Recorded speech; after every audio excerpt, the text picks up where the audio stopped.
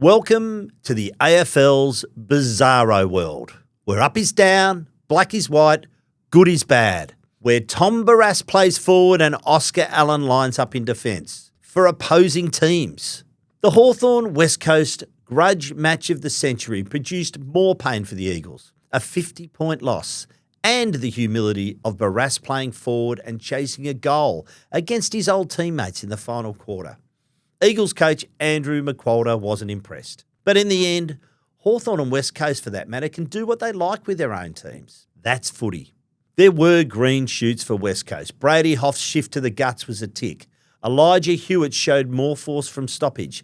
The Eagles' young attack of Archer Reid and Jack Williams got another game under their belts, alongside All-Australian Jake Waterman. And Harley Reid morphed from bad Harley to good Harley in the second half, when he stopped giving away free kicks and started kicking goals.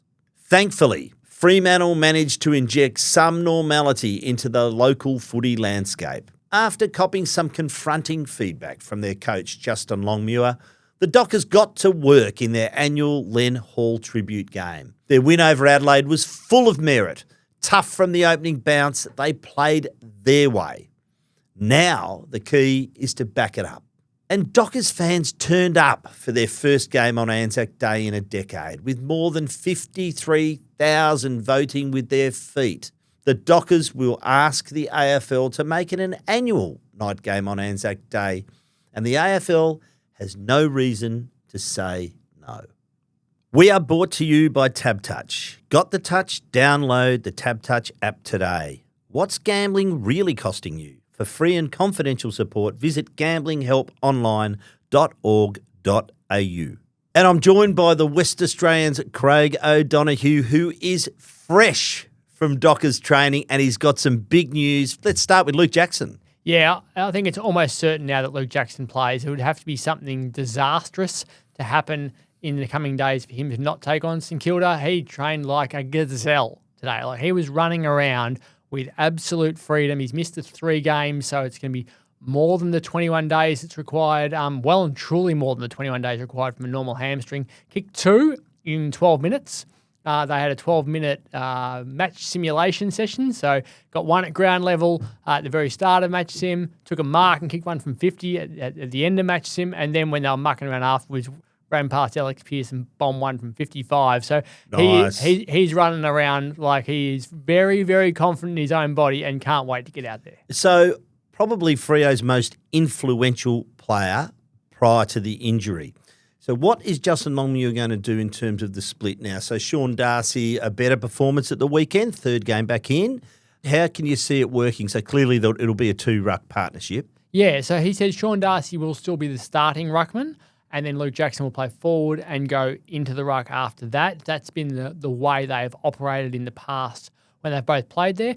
And what it will give Fremantle is when Darcy's playing, let's say Darcy plays 67, 70% game time, which is what he's about most weeks, I reckon, then it gives you 30% of Luke Jackson in the ruck as well, as opposed to 30% of Oscar McDonald or 30% of Pat Voss or Josh Tracy or one of those other guys. It's a genuine ruckman for the entire game, and that's a huge advantage if you look at what they're able to do in there already when they haven't had Darcy or Jackson available at one point of the season. And if you have a look at the history of the two of them playing together, when they are both in the team, Fremantle have won 55% of their games. With only one of them in the team, they've won 42%. That's since Jackson arrived at the club. So a 13% difference. You'd like that to be the case going into this game if you're a Freo fan going, we're going to be 13% more likely to win the game. I'll take those odds any day of the week. Any other ins and outs likely? Well, that looms as the only obvious one. Yep. So you think McDonald goes out because he's the bloke who's come in as being that other ruck. It was interesting over the weekend to see the way that the team restructured a little bit. We had Corey Wagner go into the midfield. We saw Michael Frederick play a little bit of wing. They were moving players all over the shop, just seeing how guys would look players Midfielders spent a lot of time forward as well. We saw Hayden Young kick a goal in that first quarter from a mark inside 50. So it does feel like they're just experimenting a little bit. And I think the team they've got at the moment is probably what they're going to stick with Jackson coming in as the only significant change. I think Jackson huge. I think Hayden Young's return has been really significant for them too. It was a much better performance on the back of some harsh words from their coach, Justin Longmuir, both on the training track and verbally. What did he have to say today in terms of his approach? Because you can't rely on that sort of motivation every week, can you? No, you can't. It's obviously, we talked about it this last week on the podcast. I was at their training session last week when he stopped training and had a real crack at them. And he also had a crack at them at half-time of the game against Richmond, which produced a response also. I asked him, are you in a position now as a coach where you're changing your coaching patterns from being about teaching and tactics and information to being more about emotion and getting an uplift from them in that way? And this is what he had to say. At times you always try and do that. I don't think it's changed for me. I've used that before, and there's certain moments, coaching moments throughout the week, across the course of the year that you need to latch onto and make the most of. And there's one moment last week that was made a bit of, and I'm always trying to look for those moments. And like I've said plenty of times, sometimes after a loss, the players actually are real down on themselves and actually need a cuddle, and sometimes they need a kick up the backside. So as a coach, you're trying to read the room and read the playing group and understand what they need. Felt like last week as a team we needed a little bit of that, and we want to get to a stage where the players are enforcing those things and driving those behaviours rather than it coming from me. What do you think of that, having heard that for the first time now? Look, it's about where that's fair. I agree. I think, was it Adam Simpson who said last week, you've got six silver bullets and you've got to be really careful when you fire them in terms of trying to get your players up. I think the key now, we like what we saw last week. The key now, they've just got to back it up. It's okay to lose games of footy, but the consistency of effort and of putting your head over the ball and doing the hard things have to be there every week. Yeah, they do. And what I've liked about Justin Longmuir this season is we're seeing more of his personality. In the past, he's been very process-orientated, not giving too much away. We're going to stick to the basics. We're going to do what we have to do to win. You don't really know much more about him. But then having sat down with him over the pre-season, he talked openly about his philosophy on the game and about himself. And now we're seeing him quite happily saying, yes, I sprayed them against Richmond. Yes, over the last weekend, I wasn't happy with them and had to go at them on the track. And sometimes you need to do those sorts of things. We are seeing the real side of Justin Longmuir as opposed to the facade, which is what I'm only going to tell you what I want you to know. So I think that's a really good thing if you're a Freo fan. You're seeing a bit more of that. Fremantle also released a clip of him speaking to the players pre-game. Saw that. Which was great. I think if you see that, that's when you understand what your club's about and what your team's about. And it's a bit more real, and I love the real side of Justin Longmuir. And I think if that's what he's doing behind the scenes, that will get them up.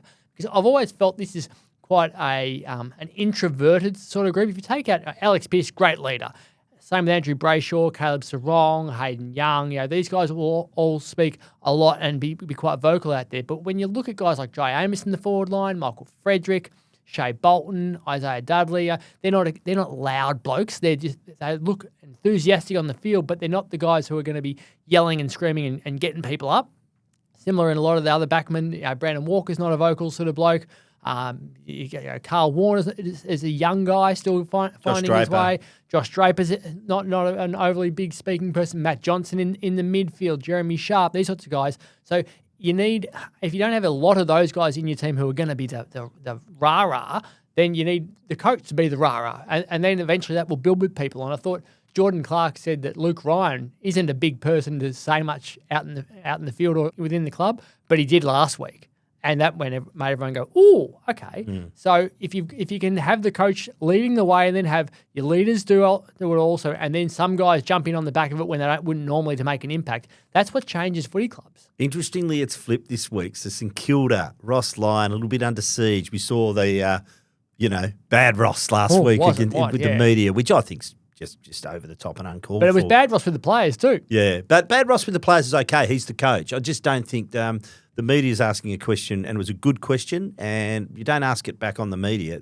We want to hear from you. That's the whole point. No one cares. But can you see it being a bit flipped this week? So they'll be aware of that. He was also asked about that today, Justin. Yeah, so I was looking at it earlier. So opening round, Collingwood gets smashed by GWS and then come out and smash Port Adelaide next week after the week under siege. Then Essendon lose to Adelaide by 61 points, and they've got the week under siege. Come out and beat Port Adelaide the next week. Port Adelaide lose to St Kilda to go 1-3, get together around against Hawthorn. Yeah. Bang. They're the ones who are up and about. Melbourne lose to Essendon, cop it left, right and centre. Come out against Freo. Freo weren't ready for it. Bang. They knocked them over. And then Fremantle will have the week under the siege again after the Melbourne loss. Come out. Adelaide weren't ready for it. So we've seen this all year. St Kilda are having the week now. They're the bunker down, cop it left, right and centre. Coaches screaming at you. Society saying, good. Fremantle will have to rock up to this game with the same intensity as last week and go, we're not going to be ambushed. We're not going to be underprepared mentally for this game. We have to have the shots ready to fire from the opening bounce and go in like our lives depend on it, because St Kilda will be going in with like their lives. Yeah, so there's no excuses. A big period ahead too. You get through St Kilda and you've got Collingwood here fronting up the following Thursday night or Thursday night, that will be, Thursday night. So really interesting period. Now I'm looking through the coaches' votes. I'll go from the bottom up. So 1 to Tracy, 2 to Young, 3 to Josh Worrell from Adelaide, 3 to Jordan Clark, 4 Matthew Johnson, 7 to Caleb Sarong, 10 to Andrew Brayshaw. So he got the full suite of votes. Arthur Leggett medal, thoroughly deserved. Are we looking at a Brownlow chance here now? We are, yeah, absolutely. We are. We're talking about the AFL Players Association MVP from a few years back as well. So when he and Caleb Sarong play well, they get votes. That's just the reality. They get votes. So I think what we've seen with Brayshaw this year is the impact he's having with ball in hand, and you notice him a lot. Sarong's been very inside and funneling that ball out. So whether the umpires have noticed the inside player or the guy who goes from inside to out, which is what Brayshaw is becoming, I think that's going to be really intriguing. But they need to win more games for the rest of the year to make sure that he is in that Brownlow contention, because he's not getting anything against Geelong when they got smashed, and he's not getting anything against Melbourne when the team was that bad. So when you look at those games, they're automatically out of the question. So you've got to keep winning to have enough games. When you look at the ridiculous numbers that are being required to win the Brownlow now, you've got to win games of footy to get the votes. But he is absolutely in contention. Have you seen him play better? No, I haven't. Great leadership. I'm really pleased he got the Arthur Leggett medal, because even though Caleb Sarong was deserved winner of the Glendenning Allen in the Derby, I felt a bit for Andrew Brayshaw that day. I thought there was one opportunity where you could have given 2 out. So I was pleased he got this medal, and he got the first 2. You only get the first once. Yeah, and when you look back to that Derby, 2 judges gave him best on ground and one didn't give him any. Yeah. So it was an interesting voting process there. But the other thing with Andrew Brayshaw, his brother, so we know he's got a couple of brothers who played AFL footy. One of his other brothers has spent time in the armed forces, which is amazing to think that the first Arthur Leggett medal from ANZAC Day has gone to the player whose family have dedicated themselves to the armed services. So I thought that was great that he was involved in that way. Before I get on to Anzac Day, a message. As a proud major sponsor of the Fremantle Football Club, Woodside has accepted the challenge of supporting local footy at all levels, from grassroots to greatness, so it can thrive throughout WA. Woodside, Australia's leading energy company. COD, 53,000 plus at the night Anzac Day feature. Surely now, and it sounds to me like both Fremantle's going to push this to become an annual event on Anzac Day night. I can't see a single reason why the AFL would say no. No, I think they've earned the 1 position. year less than the Collingwood-Essendon game has been played. So 1996 was the first Len Hall tribute game. Yeah, so I think it's been a slow burn for the rest of the country to understand that they've been doing this sort of stuff. But what I think we've seen now is Melbourne-Richmond is a really good game on the night before. Anzac Eve, it looks amazing. Then you have the Essendon Collingwood game starting about 1:20 Perth time. I think if you then put the Fremantle game a bit earlier, maybe 5:40, maybe even 5:10, because whilst it was a Friday night game, it's going to become Saturday next year, 2026, so you're going to probably have to try and squeeze in 3 games. Yeah, 27, but more importantly, 27 becomes a Sunday game, which means by 2028 we're on a Tuesday. So then you've got kids going to school on the Wednesday. And on the Sunday night game, you'll have kids going, will the Monday be a public holiday for Anzac Day if it's on the Sunday? I'm not sure, but we will get to midweek games where... I think it will be. Yeah, where kids have to go to school the next day. So you don't want it to be a too late a start for them to be able to go to that. You want to be able to have everyone going and having that crowd full and people going to work as well. So will the players, will the club be happy about Tuesday, Wednesday games? They're always the years where it's a challenge for Essendon and Collingwood, and same with Melbourne and Richmond. So you got to commit early and say, no matter what, if it's Tuesday and Wednesday, we're still involved. Well, I think it's a no matter what commitment. Yeah. I think it's just now becomes the night Anzac Day feature. I think the Eve game is fantastic, Melbourne, Richmond. Collingwood, Essendon is going nowhere.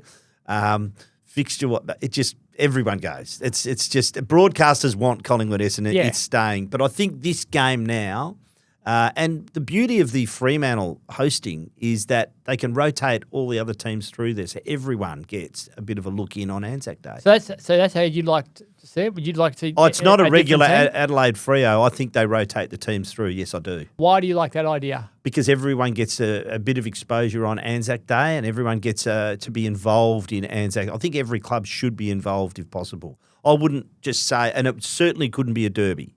No. Because a derby, you're removing one marquee feature from the slot. So I think it has to be a Fremantle hosting, and you rotate the teams through. Yeah, so I also look at it a little bit differently. I think they should play Adelaide every single year because it then brings in another state. So you're then going to have Western Australia, South Australia and Victoria all involved in Anzac Day itself. And because I think with the NRL, they've got their things going on, which takes away a bit from Brisbane and Sydney. I think building the tradition of Essendon and Collingwood is based purely on that drawn game. If that drawn game doesn't happen in 1995, I don't think it builds as quickly. It's an interesting build-up to that game. It wasn't huge hype in Melbourne around that game. 95, but it became something because of it, didn't it? It did. So I think if you have Adelaide the entire time playing Fremantle, it gives those two teams a chance to have moments where you look back on it and you go, oh my God, remember that game between those two teams where this happened. The problem is Fremantle will always have the home ground advantage, so will that allow it to build like that? But in 15 years' time, if we're looking back going, that Jordan Clark rundown and Alex Neil Bullen, oh my God, remember that day, because someone does something similar for Adelaide against Fremantle, I think that builds a stronger tradition than if you're going, okay, remember the game against Brisbane where they won that, or remember the game when Sydney came over here and won after the siren. I think you need the two teams to consistently play to give it the occasion moment. That's how I sort of look at it. I look at it differently. I think that they need the point of difference. I think the Essendon Collingwood rivalry is there. I think you can have that history on a Fremantle basis and just roll other teams through there. So, and next year, if there's 3 games on the Saturday, you'd probably make it an Adelaide game, wouldn't you, the other game? So, but that's the way I'd go. But I do take your point. So, look, well done, Freo, yet again, Anzac Day. It was a wonderful tribute. Love the veterans lap. Love the, again, I'll reiterate, love the veteran player. It's the best part of it.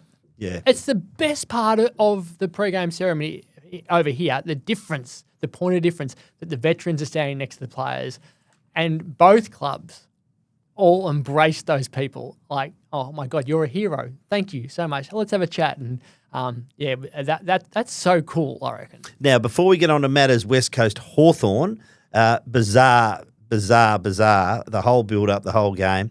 But I've fresh from West Coast training myself, so probably more pertinent is who wasn't there. So no Tim Kelly, no Liam Ryan, no Jack Graham, no Oscar Allen, no Liam Duggan, no Jake Waterman today. So Kelly and Ryan both trained. They just trained early because they're attending a funeral. Oscar, Jack, Liam and Jake, I'm told, were just being managed through. It was a Sunday game. They had travel. Liam did look like he'd hurt his shoulder midway through that game, though, Liam Duggan, so I think that's a watch. Apart from that, the only real development for me was, Andrew McWalter wasn't out there either, but he was inside the hangar working with some other coaches. Not uncommon that a coach doesn't come out first. It was largely a developmental coach situation today. Campbell Chesser did more than I've seen him do for quite some time, was involved with main training. So that's a good sign for him. That's a really big development. I think 3-4 weeks. Last week was 4 to 5, so 3 to 4 weeks. Hopefully we can see him back in the waffle team and pushing for an AFL recall. Now, the game against the Hawks, what say you Barrass forward. I thought it was ridiculous. Okay. On Hawthorn's behalf. Yeah, I Okay. thought it was absolutely ridiculous. But from a Hawthorn perspective, I reckon they've done it. I wrote my column over the weekend saying Hawthorn just routinely bully West Coast. You go back to the 2015 grand final. You go back to Sam Mitchell walking out on West Coast at the end of 2018 to go back home. No worries, I'll just do it because I can. 2019, West Coast are in the top four. Hawthorn come over and go, no, you're not anymore. We're going to knock you out of the top four in the last game of the season and then destroy your final series. And then it's destroy them at York Park by 119 points. And then it's come over here mid-season and go and get Tom Barrass, sit next to Harley Reid at a wedding, come and see Oscar Allen. Hawthorn don't care. They just come and do whatever they want to West Coast. And they've turned around and gone, we'll do whatever we want here again. Oscar Allen, you're down the far end of the field. We'll play Tom Barrass on you. And Barrass will turn to you at some point and go, why am I playing full forward? You should be, because we need a key forward down here. He's taken 2 marks inside 50 in his career. He's kicked 1 goal in his career. He's not a forward. He knows that. That was done purely to either embarrass West Coast, send a message to Oscar Allen, or just be on a recruiting mission in some way, shape, or form, even if they don't say it out loud. That was done as a tactic to change the future, not to change that game. So what? They can do what they like. They It's can. their team. Yeah, they can. So why Yeah. do we get so pent up about it? Surely West Coast should be focusing more on its own team, worrying less about what the opposition does. The game was shot. They can do what they like. They can set him forward if they like. They have a look at future possibilities. I mean, Battle has played forward in the past.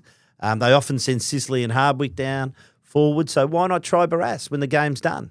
I thought it wouldn't have happened against any other team. I think they Okay. deliberately did it because I'll grant you there was because a bit West of Coast. there was some theatre there. Yeah, Yes, of yeah, course, of course. and And so what? but you know what I'd love to see? I'd love to see West Coast throw a punch back. Yeah, well, do Andrew it. McQualter was asked a question in the post game press conference, and he paused and he thought he didn't really say a lot, but he said enough with his body language.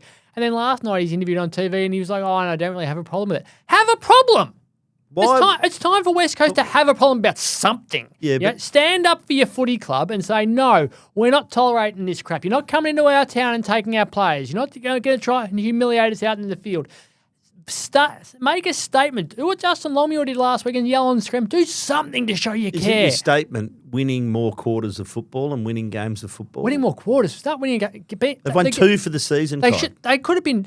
The game could have been over at quarter time. Show some fight is what I just want to see. Some fight, whether it's verbal or out in the field. But I'd love There's to not see, much of it. At the No, moment. I'd Yeah. love to see Andrew McQualter stand up and make a clear stand if you're a fan, where you hear him going, no, we're not tolerating this sort of stuff. He did it with Tim Kelly by dropping him. That was great. That was making a statement. But I look back, as an Essendon supporter, I look back on our 2000 premiership and go, it started because when the team wasn't very good, Kevin Sheedy did the Marshmallow War with North Melbourne and took them on. And we weren't going to beat North Melbourne at the time, but it changed the course of the club because of the way they approach things. I'd love to see Andrew McQualter stand up to these people who are having a go at a club which is on the bottom of the ladder and can't defend itself. Defend your club now and give the players and fans something to hang their hat on and go, yeah, we're proud of this now. I can raise you one with the line in the sand game. There's another one. Essendon, where Hawthorn was never going to win that game. Correct. But it was a line in the sand, that's for sure. Sometimes you just have to stand up and make the statement that we're not going to cop this anymore. And you might not win the next one, but it's telling people that you care. It's showing people that you care. Rather than keeping it all behind the scenes, your fans are looking for something to hang on to. Well, give them something. There's an opportunity this week. They're playing Melbourne at home. So there is an opportunity at the very least. The baseline should be win 2 quarters of footy at the very least. So there is still a chance. What did you make of Oscar going back? I thought it was a sign that they don't believe he's going to be at the club next year. Okay, yeah, I think there's a bit of that in there. So why would you halt the development of Archer Reid, Jack Williams down there alongside Jake Waterman? I don't mind that. And also can play him into a bit of form. I'd expect him to stay there for a little while. I expect him to stay there all year. Yeah, what if Harry Edwards finds some form, comes back into that team? Would you? Because Oscar is still a very, very good forward. Yeah. Don't you want to win games of footy too? You do, but I think we've seen from Harry Edwards, both under Adam Simpson and under Andrew McQualter, that they're not confident in his ability to do the job. When you listen to Adam Simpson's commentary, it's clear. And when It sure is. and when Andrew McQualter's dropping him, then it's also clear there. So I think they're looking and going, Oscar's not going to be here. So let's see what the forward line looks like and get another 17 games into Archer Reid. Jake Waterman down there as well. You can mix around your third tall if necessary. Doesn't really matter. But if you're not confident in your second tall defender, then you can play Oscar Allen down there, hope to shore up a little bit of defence with some experience, and know that at the end of the day, next year, your forward line is going to look the exact same if Oscar's here or not. Now, Cod, a bit of sad news this week, so we better pause for just a moment. The death of Peter Bosustow at 67. Had a crack at life, had a crack on the footy field, and had a crack at fighting this horrible cancer that he had. Something like 61 chemotherapy sessions that he went through. Peter Bosustow, 141 games for Perth and that 1977 flag. 65 games, very memorable games for Carlton, 2 premierships there, including the 1981 mark and goal of the year. 8 games for WA, Perth Hall of Famer just recently, which was a really nice touch. Just love watching this bloke play football. As a young Melburnian going to the footy, watching him play against Collingwood in that grand final. Just like a lot of energy and enthusiasm, and our thoughts go to Shelley, his wife and family. We're thinking of you all. My favourite Bosustow story, just a few years ago when they had their last ever function at Subiaco Oval. It was a dinner out in the middle. It might have been a Hall of Fame event. It was out in the middle of Subiaco Oval, and they were going to start demolition after that. So we're out there at night, and as you were leaving, they gave you a piece of turf, a piece of Subiaco turf. So we're all walking out with this piece of Subiaco turf. And I look to my left, and there's Buzz. And I look at him, and I said, "You get your turf?" And he said, "Yeah, I got my turf quarters." And I said, "Mate, this needs to be authenticated.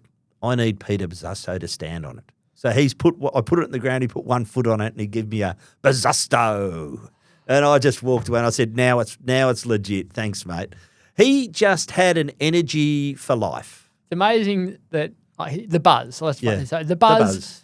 Is a great nickname, and it could have been the nickname whether his last name was Bosustow or not, because as you said, he had the buzz around him. And it's amazing when you think of his career at Carlton. He was only there for 4 years. And left because his father, Bob, who played for Carlton in the 1950s, became ill. So he came home to spend some time with him. Yeah, but it was a very short time. Short time, but what an impact. Mark and goal of the year is iconic, both of them.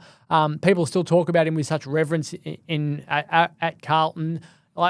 You have to be pretty special to have spent that short amount of time playing for a club, and people still talk about you 40 years later. Wonderful for the game. I never saw enough of him. I've seen highlights of him in playing in the Waffle, but I haven't seen enough of Well, of course, not forgetting seven really goals in the 1978 grand final, which was really wet. It was torrential. That was ridiculous, that game. That was underwater. Yeah. Just a really great name in footy, and someone who the highlights will always live on, which is so important. Yeah, Varley, Peter Bosustow, thanks for everything you gave us.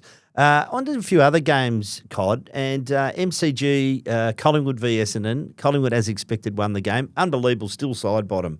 And Nick Dacos are leading the coaches' votes at the moment. So 36 years of age, still side bottom, wins the ANZAC Day medal there.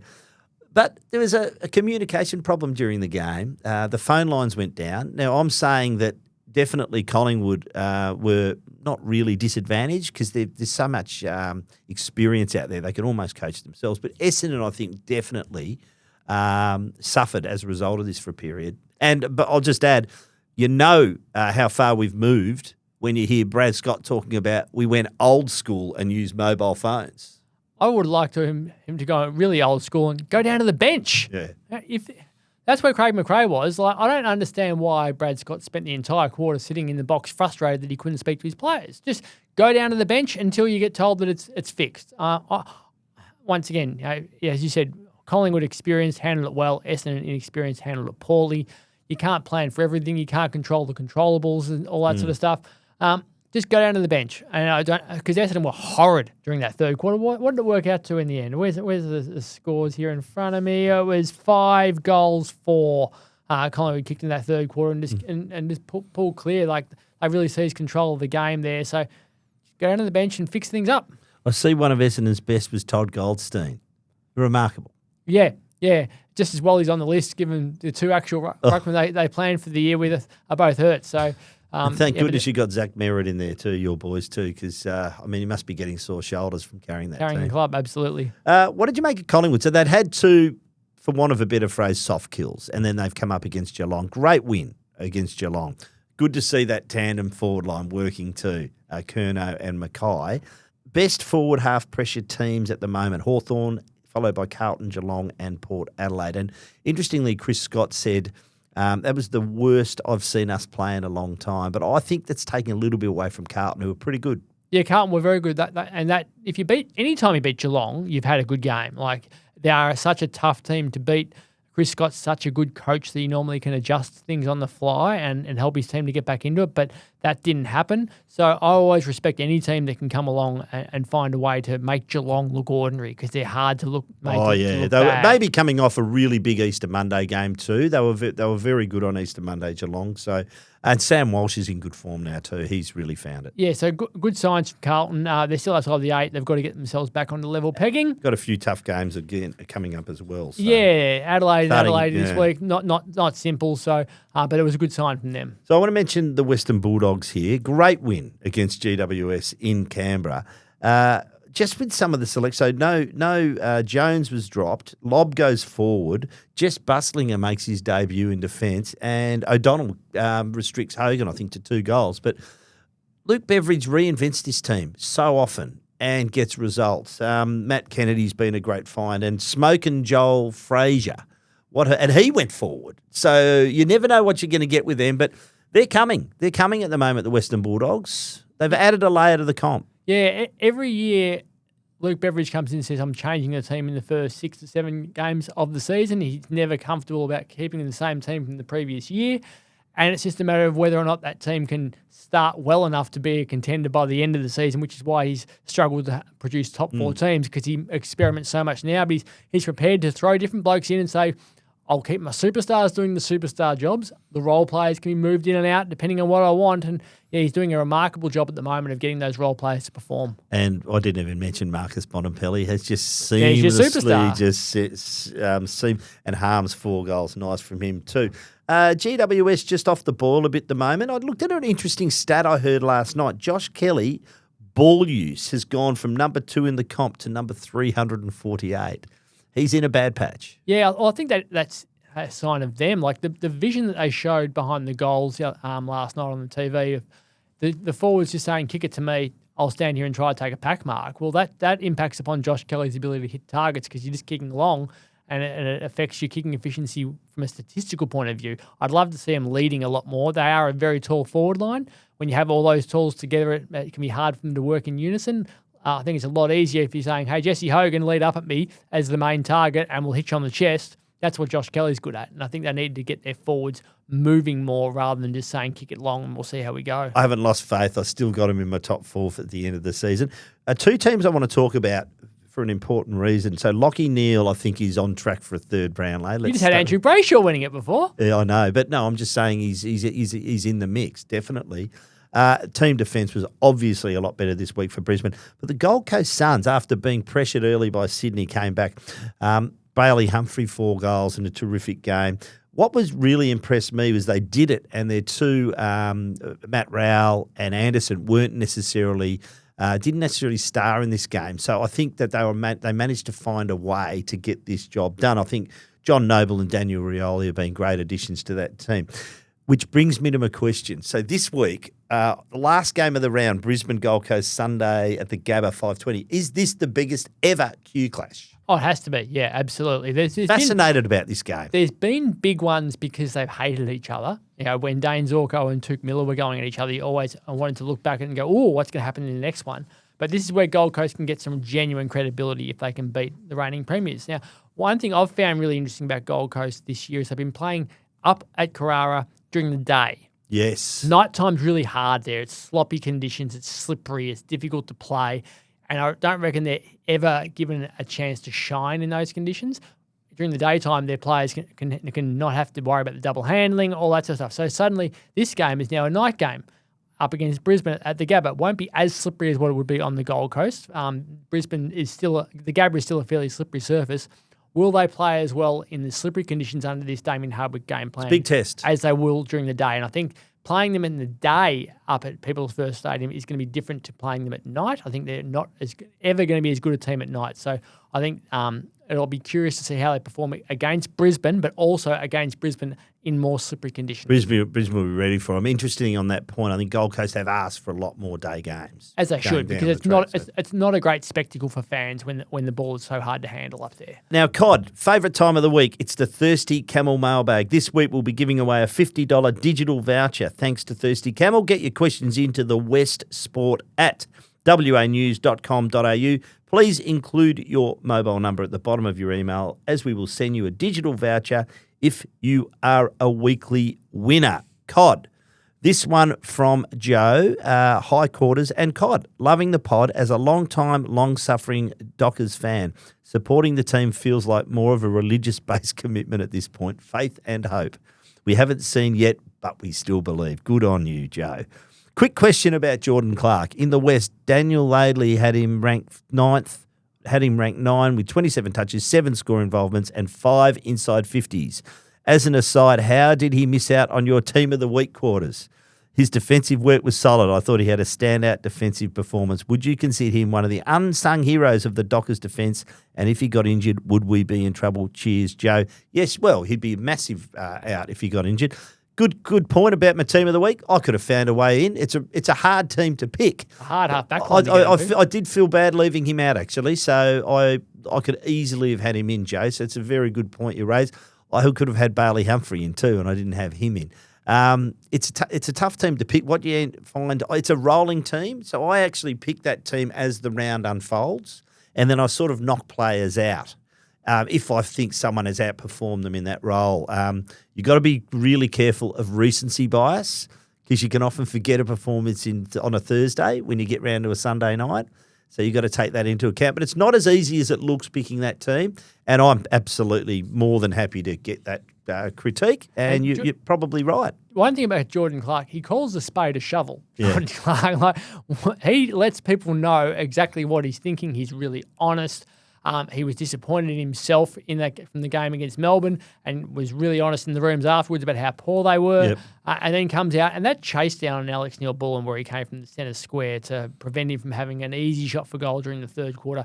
That's what you want to see from Jordan Clark. We see him running one way with the ball. Interesting comments. He said he should have been probably more goal side of him. Yeah. And so I probably shouldn't have had to do that. But it shows a different side of him, though, doesn't it? Yeah. We all look at Jordan Clark and go, what a great rebounding defender. And he's saying, no, I'm disappointed if I'm not defending as much. So if they can get the rebounding player who's prepared to defend like his life depends on it, that's a great player for Fremantle. This time last year, we were mentioning him in the extended All-Australian speculation. So it's not like it's a new thing. He is a very, very good player, Jordan Clark, and very important to them. Hey, Quarters, what were the circumstances and who allowed Lachie Neale to leg it from Fremantle and become a dual Brownlow medalist and a premiership captain for Brisbane? That's from Andrew. We almost got him back. They did almost get him back, but if you look back, Lachie Neale wasn't overly happy with the direction of the Dockers that they were taking at the time, wasn't happy with the lack of professionalism by some of the players on the list at the time, had a good mate moving to Queensland in Lincoln McCarthy,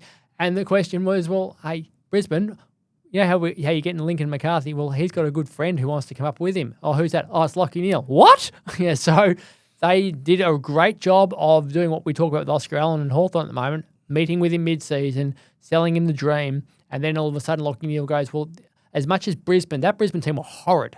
They were really, really bad. They were in rebuilding mode as well, but Fremantle were also bad. And he looked at it and went, I can see a future in Brisbane that I can't see in Perth at the moment with Fremantle. So he left and was part of the rebuild and got to ultimately stand on the premiership dais and hold up the cup. So, yeah, he saw something at Brisbane that he didn't see at Fremantle at the time.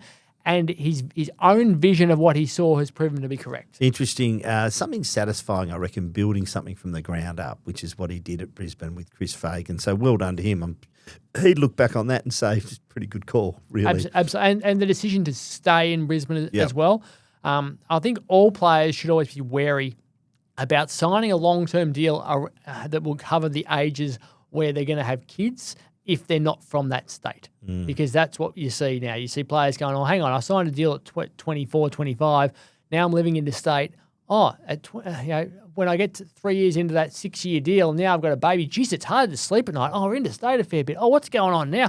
Where's my family? I need the family and the Where in-laws. are the grandparents? Yeah. So that's what happened with him. But then they managed to settle him down, and the kids get older, and it becomes a lot easier. All of a sudden, it's like, oh, I'm glad I stayed. I played in the premiership. Hi lads, I like all footy lovers enjoy a match where umpires aren't remembered for creating wild howlers leading to that goal. I'm referring to the not 15-metre rule. We've all seen it so many times. Your team has just evaded a goal. The defenders are doing what they've always done, and now that 50-50 kick is more regularly a play on. Defenders are caught off guard. The fans are casting shade at the umpires, and the oppo has just run away with a nice, easy goal. Just change it to not 20 metres instead of not 15. What has the VAFL done to get an answer to measuring distances of kicks, as fans hate this? Accelerometers, that's hard to get out, can measure distance and are used in soccer for offside calls. Rugby also use them, and it seems for a small expense the tech has the potential to be used inside the ball, relaying distance by vibrations. Surely there has to be a better way than relying on accuracy from humans, measuring distance constantly for 2 hours without getting it wrong. That's from Trevor. Interesting, that one. I don't mind it, by the way. I like the crackdown on it. I think it should be 20 metres. I'd also ask the question about the 15-metre kick. They seem to be getting away with the 15 metres without bouncing it too, a bit more often. It's the hardest part. Having officiated it, it's judging the distance is difficult. Did you have some sort of an eye calculus you'd use? Some sort of there's points of the ground where you know what 15 metres is. So it's 25 from the back edge of the centre square to the centre circle, to the middle of the centre circle, so you know that. So it's another 5 metres back for where the circle starts. You know that it's 6.4 metres between the goals, 6.4 metres between the behinds as well. So you've got some sort of way of working it out there. But if it's on the wing and the ball's kicked sideways, it's like, good luck. So I like the fact that they have told everyone it needs to definitely go 15. If we're not 100% confident that's gone 15 metres, we'll call play on, whereas in the past it was we'll call a mark if we think it's nearly 15. So I think the players are on notice now that you have to definitely make it 15. If you choose to kick 15 rather than 20, then you're at risk of them saying no. And I like that. I think it keeps the ball alive. I agree. I think it's added a really good dimension to the game, and they're pretty good at correcting two players when it's not 15 and they sort of have to try and dodge around. I actually think they're pretty good at it. So, and I think when you watch games, I think the game is better if a player goes, that little chip across, then another chip across, and just maintaining possession. We don't want to see that. We want to see contests, don't we? So if it forces them to kick the ball longer or forces them to take a bigger risk, I think that's good for the game.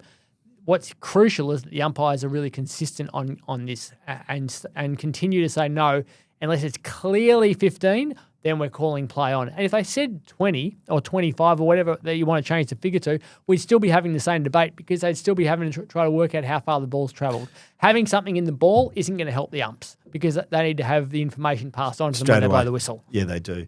Now, question without notice before we leave. Paul Curtis, North Melbourne, is challenging that tackle, trying to get it down from 3 weeks. For me, the punishment there should be a suspension. I think we've known for long enough that tackle's not on. But 3 weeks seems like too much. So I again think that there's no leverage in this match review system. We need to have some sort of a nuance there where you can perhaps it feels more like a 1 or a 2 weeker than a 3. Yeah, and this is where the tribunal needs to be able to say themselves, the MRO have said it fits into the boxes and it's 3. You go up there and you mount your argument. We're pleading guilty to careless. We're pleading guilty to head contact. We're pleading guilty to it being severe. All that sort of stuff matches up. But we're saying in the tribunal, we don't think you should be saying it's 3 weeks. We think it's a 1 week penalty and let them argue it that way. I think that's a way of potentially getting it fixed up and creating a bit more consistency.